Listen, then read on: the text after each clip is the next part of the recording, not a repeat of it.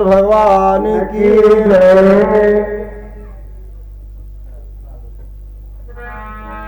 श्रोता भक्ता ज्ञान निधि कथा राम की गुण। तो व्यास जी सर्वप्रथम पहले श्रोता लगा दिए, उसके बाद वक्ता। तो ये श्रोता नहीं रहेंगे तो वक्ता के लिए क्या करेगा? जैसे आप किसी जंगल में जाइए और खूब जोर से चिल्लाइए, खूब जोर से रोइए, वहाँ कोई सुनने वाला नहीं है। उसी तरह से अगर श्रोता लोग रहेंगे तो वक्ता कथा अच्छी ढंग से सुनाएगा।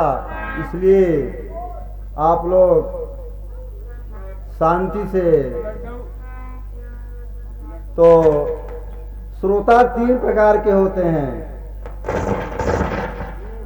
तो प्रथम श्रोता वो हो गए जैसे आकर के पंडाल में बैठ गए और भगवान की कथा बहुत ध्यान मग्न से सुन रहे हैं और एकाग्रित मन से सुन करके अपने मन को इधर उधर नहीं भटकाते, केवल व्यास की गद्दी की तरफ उनका लगा रहता है मन और बीच में बोलते नहीं, भगवान कथा एकाग्रित होकर के सुनते हैं। ये तो प्रथम श्रोता हो गए। और द्वितीय श्रोता दूसरे नंबर के श्रोता हो गए। इसका मतलब यह हो गया कथा के बीच में आकर के बैठ जाएंगे, सुपारी कटती रहेगी, सुरती खाते रहेंगे और ऐसे समय 3 घंटा व्यतीत हो जाता है और बीच में सोचते रहेंगे कि पंडित जी भी कुछ चुटकुल्ला नहीं सुनाए, कोई भजन कीर्तन नहीं सुनाए, ऐसे में उनका 3 घंटे इसी में बीत जाता है। ये तो दूसरे नंबर के श्रोता हो गए। और तीसरे नंबर के श्रोता वो आकर के सबसे पीछे बैठेंगे, पहले बैठने का अपना स्थान खोजेंगे ताकि शरीर को आराम मिले हमको। और वो घर पर उनको नींद नहीं आती, यहाँ आने के बाद निद्रा देवी उनको सताने लगेंगी, आराम करेंगे और उनको निद्रा देवी आ जाएंगी, तुरंत नींद आ जाएगी। जैसे भगवान कथा आरंभ होगा वैसे नींद को सताने लगेगी और जब इधर जय जयकार होगा तब उनकी नींद भी खुल जाएगी। ये तीसरे नंबर के श्रोता हो गए। इसलिए भगवान की कथा बहुत ध्यान से, प्रेम से, भाव से सुनना चाहिए। और आप लोग श्रीमद् भागवत कथा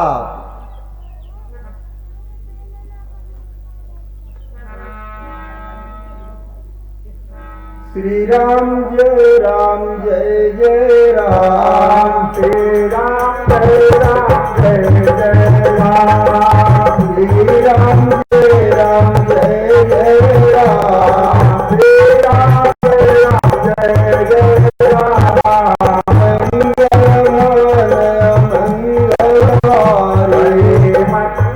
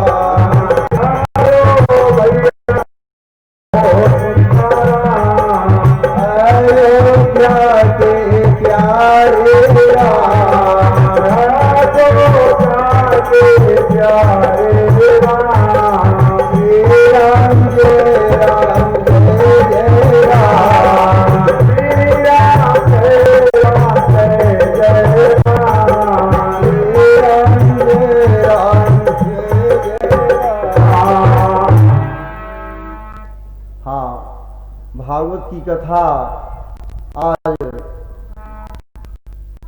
भागवत की कथा में तीसरी स्कंद से बता रहे हैं आप लोगों को। थोड़ा शांति दो आप लोग। राजा परीक्षित बोले, हे भगवान मुझे विस्तार से बताइए। आदरणीय शुक्रदेव जी ने परीक्षित से कहा, हे राजन, पांडवों के साथ कौरवों के साथ अन्याय जो कर रहे थे, लाक्षागृह में उनको जलाने का षड्यंत्र चल रहा था उस समय। और तब कौरवों के पिता जो धृतराष्ट्र थे, धृतराष्ट्र के सामने विदुर जी आकर के बैठ जाते हैं। और उस समय विदुर जी महामंत्री थे। विदुर जी राजा से बोलते हैं, अरे राजन, मैं मंत्री होने के नाते नहीं, मैं एक भाई होने के नाते नहीं और एक नागरिक होने के नाते नहीं, मैं आपसे निवेदन करने के लिए मैं आया हूँ। और राजन, अन्याय की बेल पर कभी अमृत का फल नहीं आ सकता और अन्याय की बेल कभी हरी भरी नहीं हो सकती। पांडवों के साथ तुम्हारे पुत्र जो अन्याय कर रहे उसको रोक लीजिए। और आपसे पांडव कमजोर नहीं हैं, केवल तुम्हारा मान सम्मान कर रहे हैं और इसलिए कुछ और हम नहीं बोल सकते। और एक नगर को नष्ट करने से पूरा देश बच जाए, उस नगर को नष्ट कर देना चाहिए, सुरक्षित रहे और उस नगर को नष्ट कर देना चाहिए। अगर एक गांव को नष्ट कर देने से पूरा प्रांत सुरक्षित रहे, कर देना चाहिए तो गांव को नष्ट कर देना चाहिए। एक घर को नष्ट कर देने से पूरा महानगर यह सुरक्षित होता है, उस घर को नष्ट कर देना चाहिए। खानदान में यदि एक व्यक्ति को यह त्यागने से पूरा खानदान सुरक्षित रहे तो अच्छी चीज है। इसलिए यदि आपके घर में दुर्योधन कलंक होकर के पैदा हुआ है तो उसको परिवार को विनाश के कागार पर आपको ले जाएगा। और आपके साले जो शकुनी मामा हैं तो जन्म के ही आंख के अंधे हैं। राजन, अंदर की आंखों को शकुनी ने बर्बाद कर दिया। और दुर्योधन की बात मत मानो, पांडवों को लाक्षागृह में जलने से बचाओ और उनके साथ रोक लीजिए, नहीं तो बहुत बड़ी समस्या हो। इसलिए विदुर जी धृतराष्ट्र से कह रहे थे। दुर्योधन ने तुरंत महल में आकर के प्रवेश किए और मेरी कृपा से तुम्हें मंत्री पद मिला है विदुर जी, मेरे ही विरुद्ध मेरे पिता को भड़काते हो क्यों? डांट करके कहते हैं, हाथ से निकल जाओ, आज के बाद महल में प्रवेश मत करना, नहीं तो अच्छा नहीं होगा। महात्मा विदुर ने कहा, बेटा तुम्हें कष्ट देने का मेरा कोई भाव नहीं है, इसलिए मेरा मंतव्य नहीं था। तुम्हें जो बुरा लगा इसको मुझे क्षमा करना। विदुर जी कहते हैं कि मंत्री पद को त्याग करके परमा भगवान की चरणों में आकर के, जिनकी अनन्य श्रद्धा होती भगवान की, और सबसे पीछे आकर के वहां पीछे तो थे, साथ में अपनी पत्नी को लिवा करके चले जाते हैं। एक कदली के केले का वहां कुटी थी, आश्रम था, वहां छोटे छोटे वृक्ष थे, फलदार वृक्ष थे। वहां अपनी कुटिया को बना करके वहां साथ में पत्नी को लेकर के विदुर जी वहां रहने लगे और वहीं भगवान का अपना जाप करने लगे। सीताराम जय सीताराम, सीताराम जय सीताराम, सीताराम जय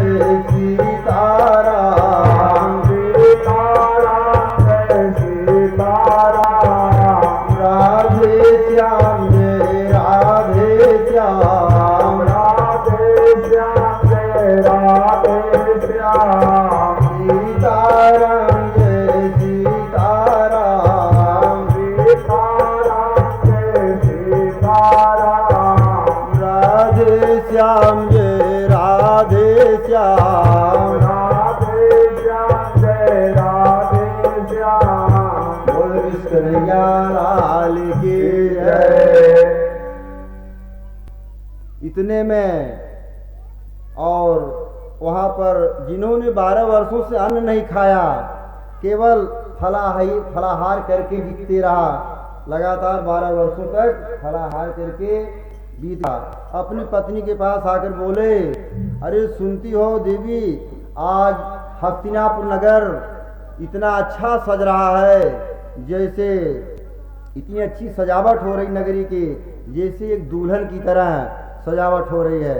पता है, क्योंकि विदुरानी जी बोली कि क्योंकि आज द्वारिकाधीश आने वाले हैं और रथ यात्रा आने वाली है, मेरे द्वारिकाधीश मेरे कन्हैया आज आने वाले हैं और भगवान की रथ यात्रा में आ रहे हैं, मेरा शांत दूत प्रभु बनकर।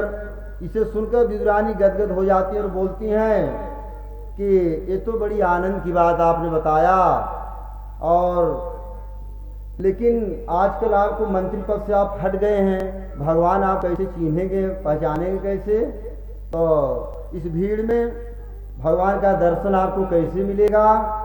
इस भीड़ में हम लोग कैसे दिखाएंगे हमारे कन्हैया?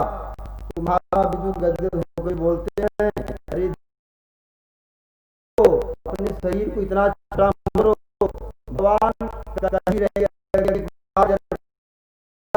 तो समझ लीजिए हमारा जीवन धन्य हो गया। और कृष्ण को हम नहीं देख पाए तो क्या हुआ? वो तुम्हें पूरे संसार को देख रहे हैं भगवान, उनकी हमारे ऊपर पड़ गई तो समझ लीजिए हमारा जीवन धन्य हो गया।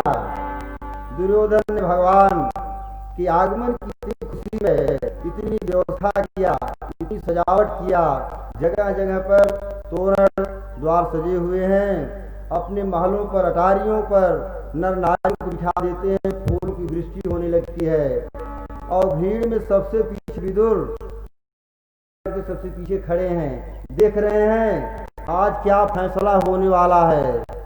दीवार से सिर लगाए हुए विदुर सबसे पीछे बैठे हैं, भगवान ने बरसने वाले फूलों को नहीं देख रहे हैं, हजारों लोग आरती हैं उनको नहीं देख रहे हैं, तो अपने रथ पर बैठे बैठे चारों ओर नजर डाल करके देख रहे हैं। और जैसे ही विदुर जी के ऊपर ध्यान पड़ता है, वैसे सज्जनों ऐसा सुंदर स्वरूप और भगवान के दोनों आंखों एकदम मिल जाती हैं, विदुर जी का मन प्रसन्न हो जाता है और तब विदुर जी सोच लेते हैं कि भगवान हमको देख रहे हैं।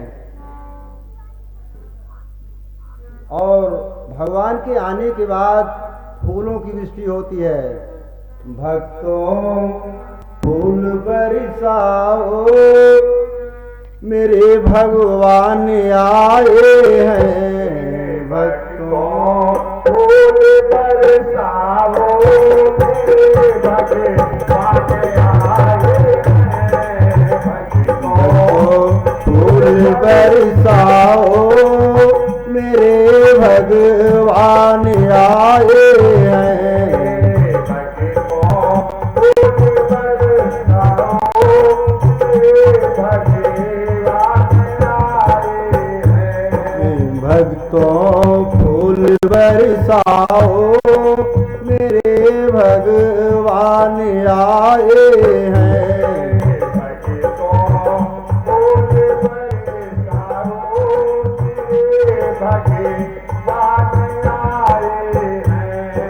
भक्तों फूल बरसाओ, मेरे भगवान आए हैं। भक्तों फूल बरसाओ, मेरे भगवान आए हैं। बोल कृष्णैया लाल की जय। तब विदुर जी तुम घर जाओ और सफाई करो, गोबर का चौका लगाओ और हम बाजार जा रहे हैं, हो सकता है कि भगवान हमारे यहाँ आ जाएं आज, तो तुम जाओ घर। आज पांडवों के भाग में क्या होता है वही अभी हम देख करके आते हैं। भगवान ने विदुर को देखा, भगवान ने देखते देखते इशारा कर देते हैं कि विदुर जी मैं आपके घर अवश्य आऊँगा, इसके बाद तुम्हारे घर जरूर आऊँगा। जैसे भगवान इशारा कर रहे हैं और इधर दुर्योधन देख रहे हैं कि इनका स्वागत इतना हम कर रहे हैं, हमारी तरफ देख ही नहीं रहे भगवान, और भगवान का नज़र विदुर जी की तरफ है। बात क्या है, भगवान पता नहीं किसको देख रहे हैं। इतने में बहुत बड़ा मंच बना है, उसके ऊपर सैकड़ों सिंहासन लगे हैं, महत्वपूर्ण इतना मणिमय सुंदर सिंहासन लगा सोने का। उस सिंहासन पर मेरे द्वारकाधीश विराजित हो गए, और विदुर जी का अपमान तो पहले हो चुका था। इसके बाद इसलिए विदुर जी ऊपर सभा में जाने की अनुमति नहीं थी, सारी प्रजा तो साथ ही नीचे विदुर जी बैठ करके वहाँ से दुर्योधन ने मेरे गोविंद का स्वागत किया। और दुर्योधन जी कहते हैं आओ मेरे श्री कृष्ण, आओ मेरे भगवान, पदार्पण, हम कृतार्थ हो गए, आप आ गए, हम धन्य हो गए आपके आने से, और आज बहुत बड़ा मेरा भाग्य है। लेकिन आगमन किस कारण हुआ हम जान नहीं पाए। भगवान ने दुर्योधन से कहा मैंने तुम्हें दुर्योधन नहीं कहा क्योंकि तुम सुयोधन हो। कहने भगवान क्यों? एक बात मैं तुमसे पूछना चाहता हूँ। भगवान कह रहे हैं क्या पांडव तुम्हारे भाई हैं? बोला हाँ। तुम्हारे खास काका के लड़के हुए? बोला हाँ। तो तुम्हारे भाई हुए? बोले हाँ जी। तो आधे राज्य के अधिकारी हुए? बोला बिल्कुल नहीं। कहा बिल्कुल नहीं। ये नैतिक पद्धति से देखो दुर्योधन, तो पांडवों को आधा राज मिलना चाहिए और इसमें संशय नहीं है। लेकिन मैं तुम्हें पांडवों को आधा राज देने के लिए नहीं बोलता, क्योंकि केवल 5 गांव तुम पांडवों को दे दो, गांवों से ही मैं उन्हें प्रसन्न कर दूंगा। यही तुमसे मेरा निवेदन। भगवान कहते हैं दुर्योधन तुरंत वहां से सड़क करके उठ जाता है। भीष्म पितामह, द्रोणाचार्य, कृपाचार्य, धृतराष्ट्र सब बैठे थे। सूचिग्रे नयोदास्याम बिना युद्धेन के कन्हैया, सूर्य 9 के बराबर भूमि बिना मैं युद्ध के देने वाला नहीं हूं। हे भगवान, मैं बिना युद्ध के मैं देने वाला नहीं हूं। अभी भगवान कहते अभी तुमने युद्ध की विभीषिका नहीं देखी हुई कि युद्ध में तुमने देखा होगा कितने बाल्यावस्था पुस्तकों में पढ़ा होगा, हजारों स्त्रियां विधवा हो गई, कितने बच्चे अनाथ हो गए और लाखों बच्चे अनाथ हो गए। दुर्योधन एक शांति दूत के साथ कैसा व्यवहार करना चाहिए तुमको पता नहीं है। तब धृतराष्ट्र दुर्योधन का हाथ दबा लेते हैं और कहते हैं अरे पागल, तुमको बोलना नहीं आता। समाज हाथ जोड़ करके बोले क्षमा करना, या बचपन से उदंड रहा, पता नहीं मुंह से मैं क्या बोल देता हूँ, कुछ हमको पता नहीं है। बाद में पश्चाताप होता है। खैर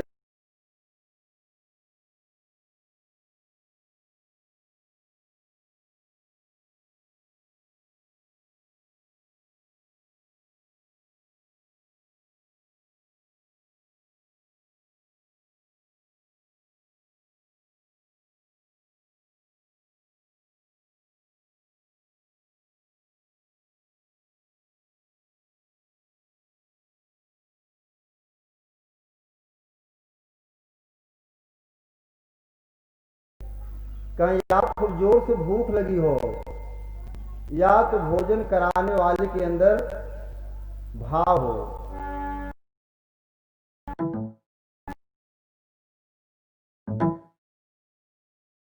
का प्रश्न कहाँ से आ गया? तो मन में श्रद्धा हो तभी भोजन करना चाहिए। तुम्हारे मन में श्रद्धा नहीं है और मेरे पेट में भूख नहीं है, कहते हैं, इस भोजन कराने का तो प्रश्न ही नहीं है। आज तो भोजन कर ही नहीं सकते, क्योंकि आज श्रीमान विदुर जी के घर से मेरा निमंत्रण गया था। आज हमको वहां जाना है। उसी सभा में विदुर जी बैठे थे। सोचे कब भगवान को निमंत्रण दे दिया, और इसके बाद सभा में कब निमंत्रण हमने दे दिया। विदुर जी ने भगवान के इशारे से विदुर जी वहाँ से तुरंत चले जाते हैं, सभा को छोड़ करके बाजार चले जाते हैं और बाजार से भगवान के खाने पीने के वस्तु इकट्ठा करने के लिए बाजार चले जाते हैं। और विदुर जी सभा छोड़ करके चले गए। विदुर जी जा करके बाजार से कहीं से माखन खरीदा, कहीं से मिश्री खरीदा, कहीं से खोए का लड्डू खरीदा भगवान के लिए कि गोविंद आ जाएंगे तो उनके लिए कुछ व्यवस्था अवश्य होनी चाहिए। तो पता लगा मेरे खाने का ठिकाना नहीं है, भगवान को क्या खिलाएंगे, इसलिए भगवान के लिए व्यवस्था जरूर कुछ करनी होगी। लेकिन दुर्योधन ने हंस करके कहा, रे भगवान, आपका निमंत्रण विदुर जी के यहाँ आके, हाँ कहें जिसको खाने का ठिकाना नहीं आपको क्या खिलाएगा भगवान। भगवान ने कहा, दुर्योधन हमको इसकी परवाह नहीं है, जो निमंत्रण दिया है वो अवश्य कुछ न कुछ व्यवस्था जरूर किया होगा। क्या बात आप कर रहे हैं, मुझे इसकी परवाह नहीं है। और दुर्योधन ने कहा, लेकिन कन्हैया आप द्वारिका से सीधे आप हमारे यहाँ आए हैं, तो विदुर जी का निमंत्रण कब चला गया आपके पास? फिर विदुर जी ने कहा, आपको भोजन का निमंत्रण कब दे दिए? भगवान ने बोले, मैं द्वारिकाधीश, सीधा उनका निमंत्रण पत्र गया था हमारे पास, इसलिए मैं आया, उनके पास जाना है। श्री राम जय जय राम, श्री राम जय जय राम, श्री राम जय जय राम, जय हनुमान जय हनुमान, जय हनुमान जय हनुमान, श्री राम जय जय राम, श्री राम जय जय राम, श्री राम जय जय राम,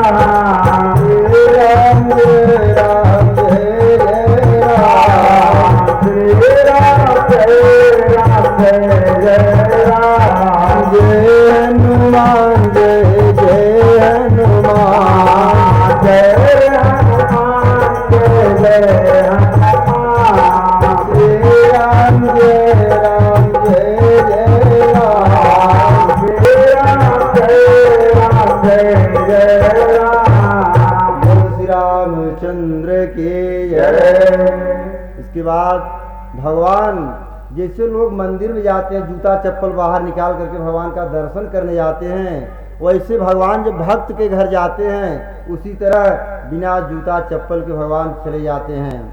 और भगवान नंगे पांव, भगवान की दृष्टि केवल भक्त के ऊपर रहती है और घर भी एक मंदिर के समान होता है, इसलिए भगवान नंगे पांव विदुर की जगह जाते हैं। तो बेचारे अभी विदुर जी बाजार गए हैं सामान खरीदने के लिए, और विदुरानी जी घर में स्नान कर रही हैं, घर पर कोई नहीं। भगवान द्वारिकाधीश द्वार पर जा करके वही जजीरी को खटखटाते हैं, खोलो। विदुरानी ने सुना और स्नान कर रही हैं। स्नान में तन्मय थी, जैसे ही सुना कि मेरे द्वारिका आ रहे हैं, मेरे भगवान आ गए, उसी समय जैसे कन्हैया की आवाज़ विदुरानी ने सुना, तैसे मेरे गोविंद की आवाज़ है। स्नान करती हुई दौड़ पड़ी, भूल गई वस्त्र बदलना, भूल जाती हैं।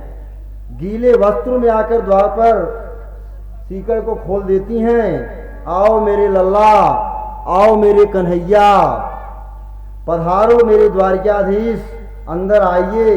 गोविंद ने देखा भगवान ने देखा कि मेरे आगमन की तैयारी में खुशी में पागल हो चुकी है, और तुरंत अपना दुपट्टा भगवान उतार करके विदुरानी जी के ऊपर फेंक देते हैं। विदुरानी ने गोविंद की उस चदरिया को ओढ़ लेती है, बोली पधारो मेरे केशव। भगवान जैसे उनकी दिव्य पूर्ण कुटी पधारते हैं, विदुरानी जी सोचती हैं कि कहाँ मैं बैठाऊं। भगवान जब अंदर जाते हैं आंगन में, तो विदुरानी जी सोच रही हैं कहाँ मैं बैठाऊं, क्या मैं खिलाऊं, क्या मैं पिलाऊं इनको भगवान को। इसके बाद लकड़ी का पाटा वही पीढ़ा लेकर के पूरे आंगन में नाच रही हैं, कहाँ मैं भगवान को बैठाऊं। इतनी खुशी थी, और लकड़ी का पाटा लेकर के और यहाँ रखती हूँ वहाँ रखती हैं, यहाँ शुद्ध नहीं वहाँ शुद्ध नहीं, ऐसे करने में भगवान को नचा रही हैं आंगन में। और एक कोने पीढ़े को उल्टा कर रख देती हैं, भगवान बैठिए, और भगवान भी वहाँ उल्टे पीढ़े पर बैठ जाते हैं। उनको भी कुछ पता नहीं है, तुरंत बैठ जाते हैं और अपने पेट पर हाथ रख करके बोलते हैं बहुत जोर से भूख लगी है, कुछ खाने को मिलेगा। विदुरानी बोले आपको भूख लगी है, अभी बाजार गए आपकी व्यवस्था करने के लिए भोजन पानी की, कुछ व्यवस्था तो करूंगी। विदुरानी जी जहाँ केले के वृक्ष में जल बराबर देती थी, वही केले का फल अपनी ले जा टोकरी में जाकर के फल को तोड़ती हैं, केला वही तोड़ करके ले आती हैं और भगवान को खिलाने के लिए। और भगवान बैठ जाते हैं आसन लेकर के, और गोविंद को भूख तो लगी ही है, कन्हैया भूख में पागल हो गए हैं। प्रेम में ऐसा दिव्य भाव जागृत होता है, कन्हैया के सामने पत्तल बिछा देती हैं, और पत्तल के सामने भगवान के पत्तल जो सामने रखा गया, केले का छिलका विदुरानी जी उस पर रख रही भगवान के सामने, और केले का फल दूसरी तरफ बहा रही हैं, फेंक रही हैं, और भगवान बड़े प्रेम से वही केले का छिलका आरंभ कर देते हैं, खा रहे हैं। करीब 35-40 छिलका बराबर खाते रहे, और इसके बाद कहते हैं काकी जी बहुत मीठा है, बहुत मीठा है, बहुत अच्छा फल है। विदुरानी जी बोलती हैं अरे लल्ला, यदि आपको मीठा लगा तो अवश्य मीठा होगा, इसलिए वैसे मैं अपने हाथ से जल बराबर देती हूँ, और फल मीठे जरूर होंगे। गोविंद को सुन करके विदुरानी को आनंद मिला। इतने में बाजार से विदुर जी आ जाते हैं। विदुर जी के आने के बाद इतने में वही कमंडल में दूध लिए, कटोरी में माखन लिए, मिश्री का लड्डू लिए आ जाते हैं, और द्वार पर आने के बाद विदुरानी जी को बुलाते हैं, अरे किवाड़ को खोलो भगवान आने वाले हैं। विदुरानी दौड़ करके आती हैं। विदुरानी जी कह रही हैं अभी आने वाले नहीं, भगवान आकर के बैठे हैं घर में। और विदुर जी बोले क्या बताऊं देवी, तुम्हें आज कौरवों की भारी सभा में मेरे गोविंद ने मेरा कितना सम्मान किया, कितना आदर किया, मैं तुम शब्दों में नहीं बता सकता। दुर्योधन, दुशासन, कर्ण, विकर्ण समस्त लोगों के सामने मेरे गोविंद ने कहा आज मेरे विदुर काका जी के यहाँ निमंत्रण आया है, मैं वहीं जाऊंगा भोजन करने के लिए, हमारा निमंत्रण है। मैं तो इतने संकोच में पड़ गया देवी, क्या करूं। सभा को छोड़ करके वहीं से बाजार चला गया, मिश्री, माखन, दूध, खोए का लड्डू लेकर के आया, और चटाई बिछाओ, पत्थर लगाओ, और भगवान का स्वागत करेंगे। कन्हैया झूठ कभी नहीं बोलते। इसके बाद विदुरानी का अंदर चल करके देखो, भगवान आकर के साक्षात बैठे हैं। और विदुरानी बोले कि भीतर बैठे उनको तो आए करीबन 1 घंटा हो गया, बड़े आनंद की बात है, तुमने कुछ खिलाया कि नहीं खिलाया।